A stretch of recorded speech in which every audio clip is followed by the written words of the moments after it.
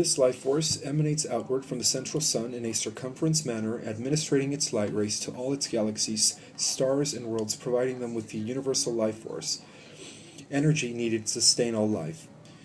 For example, one level of cosmic source in the immaterial spheres lies at the center core of each universe. This central core acts like a giant sun in which many galaxies are revolving about, as in the case of a giant nucleus. It is this great hub that administrates and controls all these galaxies in perfect formation around its source, the light at its center. This center of concentrated light is known as the great central sun of our local universe. It is this core central sun of a universe that brings into being the first level of manifestation from the already existing etheric realms. The second level of manifestation is the central suns at the center of each galaxy that are in essence subdivided universes, within each universe. In the case of our own local galaxy, the great central sun is known as Hanapku Tzolk'in, as revealed by the Mayan scholars, Kolob to the Latter-day Saints of the Church of Jesus Christ, and Ophiuchus as known by the Western mystics. In fact, this pattern continues down to the solar systems of galaxies as well. This concept of ongoing revolutions beyond our galaxy is a cosmological phenomena that is being observed by our Earth scientists.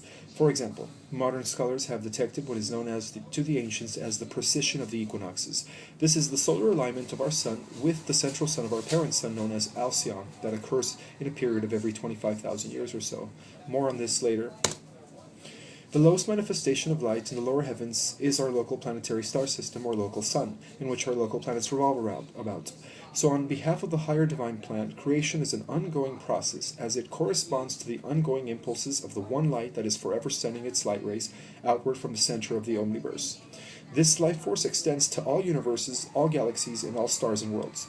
Another way of seeing the centropic model of existence, or cosmology, is by adopting the most correct esoteric axiom that correlates all existence as one, from the micro to the macro.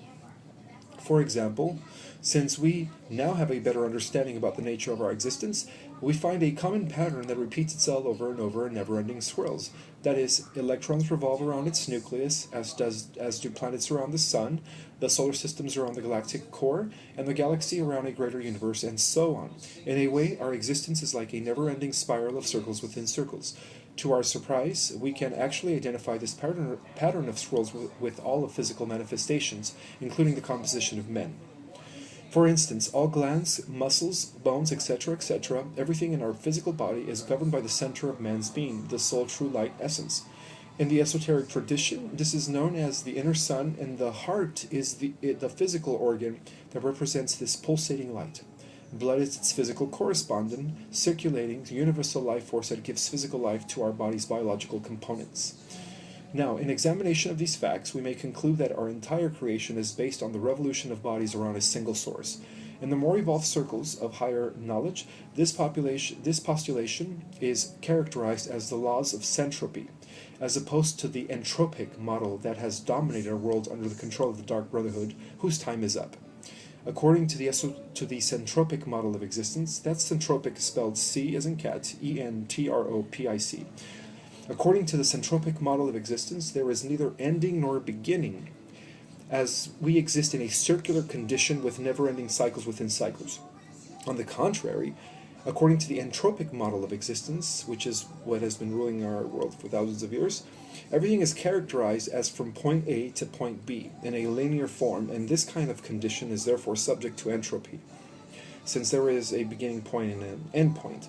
On the other hand, the centropic model of existence, which is the most accurate, states that since everything is configured as cycles within cycles with never-ending cycles, then indeed we are indeed infinite.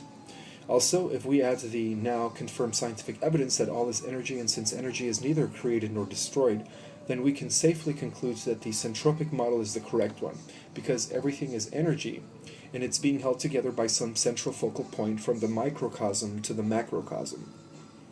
This eternal infinite pattern of our cosmos, the centropic model of existence, also provides evidence that our existence is holographic.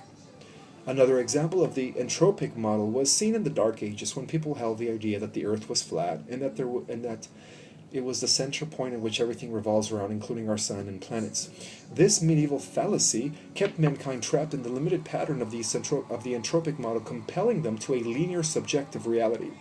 In truth, this fallacy continued up until today, holding on to the idea that this is the only planet with life and that our sun was the only star system in planets until telescopes were created and new solar systems began to be discovered. So another example of the entropic models. Okay, I've already read that. However, by adopting the centropic model, which is the accurate one, centropic with the C, the centropic model of existence, we can conclude that our local planets revolve around our local star system. Now, since there are millions of star systems in our galaxy, then according to the centropic patterns, they too are revolving around a single source at the center of our galaxy. This emerging truth should shatter the last breath of believing in the entropic model, which indicates that everything has an end, when in fact, in light of correct knowledge, there is no end to life, because life is light, and light is eternal source. So as long as there is always light, there will always be life. What is even more disturbing is that no matter how much sense this new data makes, there is a perpetual resistance against the new evidence. This resistance is taking place within the community of scientists by those who do not want to reform to the new concept of existence. For example, in modern accepted mainstream science, this great truth has been buried under the false assumption that at the center of most galaxies lays a black hole, which sucks everything up, those meaning the end of all life as we know it. Fallacy, again, wrong. To the contrary, and based on the higher restored knowledge, it is the other way around. It appears, in light of the new evidence, that there is a constant pulsating life force that is continually emanating its light rays outward from the center out, favoring the centropic model of existence. Therefore, the entropic concept that has always been invalid and false. Therefore, the entropic concept has been always invalid and false. For it is well understood that black holes happen as a result of only two things. The first is that when a particular star or planet implodes, it creates a massive black hole, sucking everything up in its immediate surroundings. The second is when a universe reaches an old age and collapses into a point of singularity, then it sucks everything up into its surroundings, from its surroundings. Those are the only two ways black holes are created. There is no such thing as a black hole at the center of galaxies. It is a fallacy to believe that, because according to the centropic model of existence, there is a galactic core, a sun, a nucleus that is giving or emanating its universal life force, allowing all its different solar systems and billions of worlds to exist and be nourished with life. Overall, the entropic model concept is one of many inaccuracies similar to the flat world concept that ruled our minds for thousands of years, till about 500 years ago. Since we are correcting commonly accepted inaccuracies, let's remind ourselves that in our material universe there is no such thing as empty space.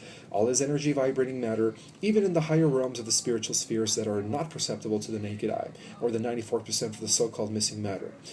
Until recently, our Earth scientists have failed in measuring anything outside of the range of the third dimensional frequency, which is the lowest vibrating field of energy matter. However, it was brought to my attention that Earth scientists have recently modified their detecting technologies using X-rays to measure the realm of dark matter, and to our surprise, have detected colonies and life in the realms of dark matter. Now, our Earth scientists have registered energy emanating from the so-called missing reality thanks to their Hubble X-ray satellite. As revealed earlier, dark matter is higher reality, vibrating at higher frequencies, so it appears to be dark or empty to our naked eye. So with that said, let's correct the material approach and reinstate the fact that at the center of all galaxies lays a colossal sun.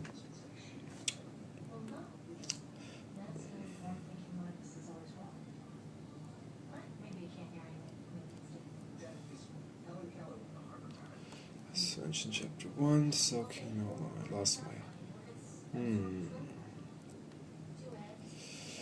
However, it was brought to, okay, as revealed, so let's correct the material approach and reinstate the fact that at the center of all galaxies lays a colossal sun, a giant nucleus source of self-generating power which is equivalent to the power of billions of suns. The central suns at the center of all galaxies have such a high level of energy vibration that unless we step up in frequency beyond the third dimensional rate of vibration, it would appear obviously dark, of course logically left brain speaking, assuming it to be a black hole at its center. As a reminder, our scientists have been only measuring 6% of all existence and have so based their facts on incomplete data. Though in truth it is the great center hub in which all billion star systems revolve around that cultivate the grounds for accepting the centropic model of existence, which will indeed validate the multiverse concept of existence. Therefore, by readopting the centropic model of cosmology, we can now begin to see that our entire galaxy is being held together in perfect circular fashion, the same way the atom is, and the same way solar systems are. In fact, all of the life force that is being generated to our planet via our sun is essentially coming from the center core of our galaxy, through what bright scientists call scalar waves. This applies to all of the living suns, stars in our galaxy, as they are all sustained by the life force emanating from the center hub of our Milky Way. Now, since there are innumerable galaxies as revealed through NASA, and as we continue applying the centropic model, we can begin to understand that our own galaxy with other galaxies are also making a greater revolution around even a greater source of energy center. Therefore, we may conclude that a great number of galaxies together would make up one universal body or one universe. And since there are multiple universes as postulated by the new evidence, we can now begin to see how there could exist multiple universal bodies, each a composite of evolving galaxies around a greater source, thus validating what our new science is now confirming. Further evidence in support of this claim is also coming from the emissaries or the higher intelligences that are hailing from these higher planes of existence. These higher intelligences are now coming forward in numbers to assist our Creator in the restoration of our planet Earth. So in this next statement, we will uncover information from higher spiritual sources that have confirmed that we indeed live in a multiverse system. This will reveal a whole new cosmos that has never been revealed on Earth.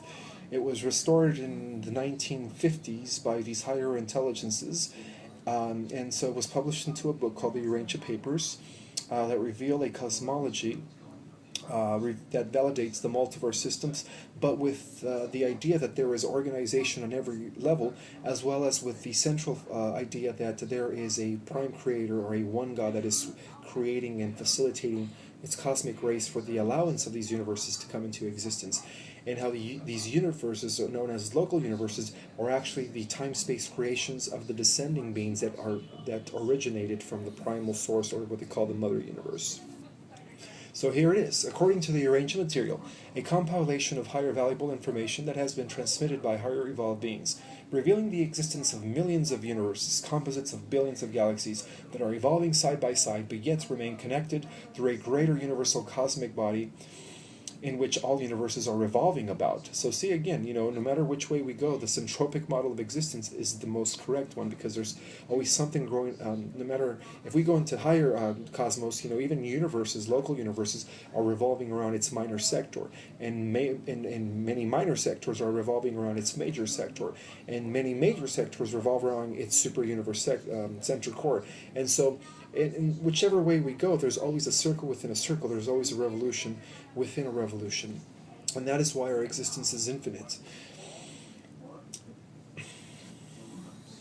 The central universe, in the Urantia material, this central body in which all universes are revolving about is known as the central universe of Hevona. The central universe of Hevona parallels what our new science is referring to as the metaverse or the mother universe. The mother universe or central universe, as supported in the Urantia Papers, is divided into what the Urantia material calls the 7 super universe spheres, which altogether comprise the grand central domain. So the central universe here, the motherverse, the metaverse, first divides. Now this is where we could start incorporating and validating the theory of involution and the idea of this cosmic descent of higher frequency into lower vibration. So it begins with the universe, and again, we're all different cells in this, so we're all undergoing it at a micro level, as to why everything's interconnected, providing the theory of everything correct in the unified field theory. So we started this, so the first step down frequency, or the first division of this grand central universe, is first split into 7, as we shall soon see. And so this is a process that continues all the way down to the local universes, to galaxies, to solar systems, and to planets. The 7